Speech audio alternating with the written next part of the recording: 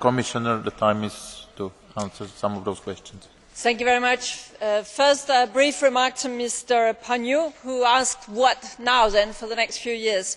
And first, of course, as we have agreed, we must in the Commission assess the progress made, whether it is feasible. That is what we have agreed, all of us. But of course we have reasons to believe that it is feasible, because already our impact assessment showed that even more was feasible, and we know what would be the cost of and the consequences of whatever we are doing, whatever level we are choosing.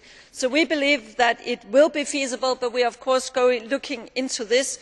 And I would just say that reopening the debate on the level of the 2020 target could compromise the planning certainty, so of course we should also be careful now to say that there is a long term target set.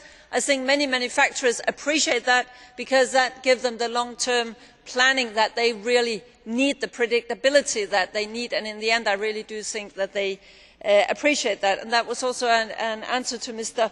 Vlasic and his concerns.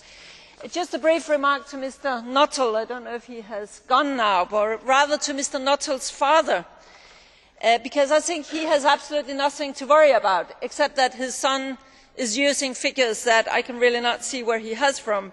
The fact is that the cost of doing this is much less than Mr. Nuttall claimed, and the saved money in fuel consumption is bigger than the cost. So in the end, Mr. Nuttall's father will not only save money, he will have a net gain.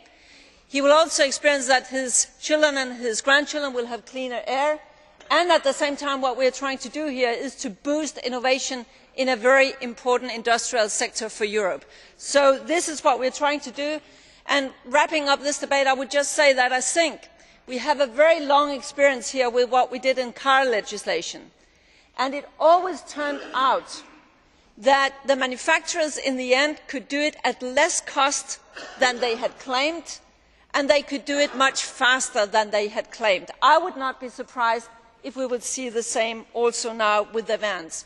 So we have now regulation for cars. Now we get it for vans. I appreciate the very broad support for this piece of legislation here. And then the next thing we will have to look into in this field will be heavy duty vehicles. And there, of course, also I am looking forward very much to the cooperation with the European Parliament. Thank you very much. I thank you very much, Commissioner. Our